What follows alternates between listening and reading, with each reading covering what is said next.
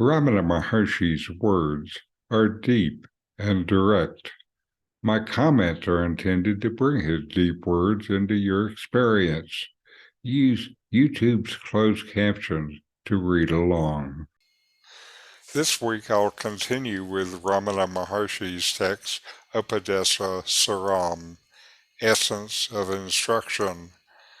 I'll cover verses 11 through 15, in which Ramana deals with Raja Yoga, or discipline and meditation. I'm using Professor Swaminathan's translation. Now to the text.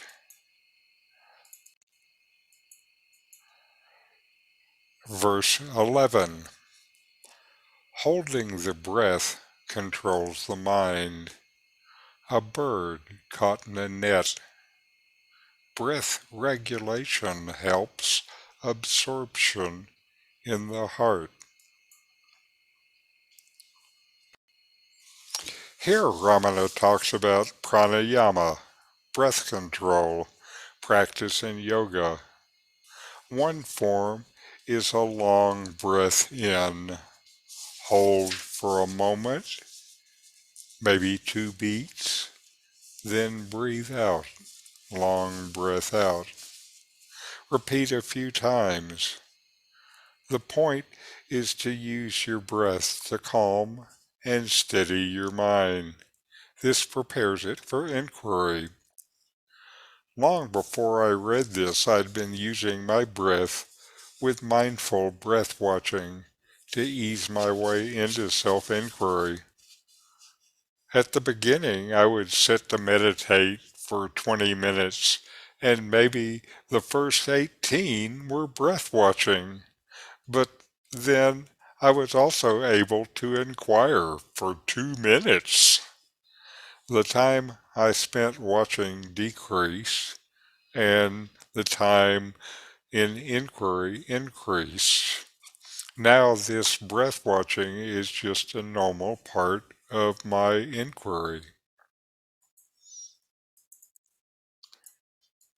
The next verse, verse 12.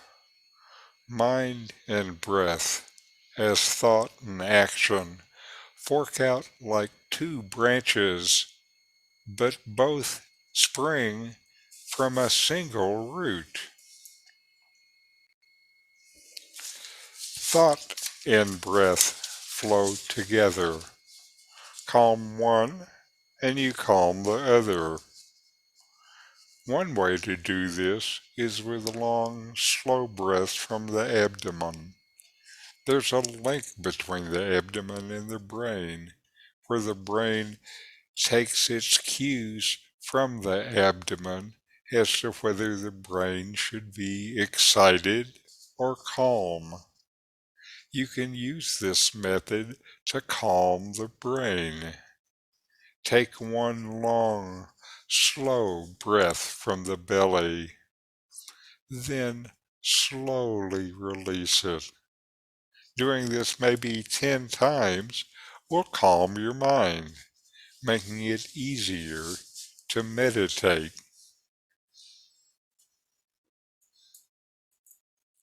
Now the next verse, verse 13.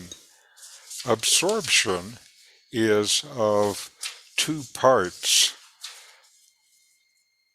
2 sorts, submergence and destruction. Mind submerged rises again. Dead, it revives no more. When you succeed in calming your mind through breath control, the peace lasts only as long as you maintain the control. When you release the control, the mind goes back to its old tricks. There's another way, though, to end the hold of the mind. This is to really discover that the mind as a separate entity never really existed to start with. If you look deeply in inquiry, you may be able to see that the mind only reflects the consciousness which you are. It has no consciousness of its own. It has no existence on its own. It has only dependent existence. It does not exist on its own. If it doesn't exist and never existed, if it was only an assumed imagination, then what hold could it possibly have on you, the absolute existence? This is something that as you know deeply within yourself, then the mind starts to lose all its power. Thanks for watching. If you enjoyed this Ramana Maharshi video, subscribe, like, and send me a comment.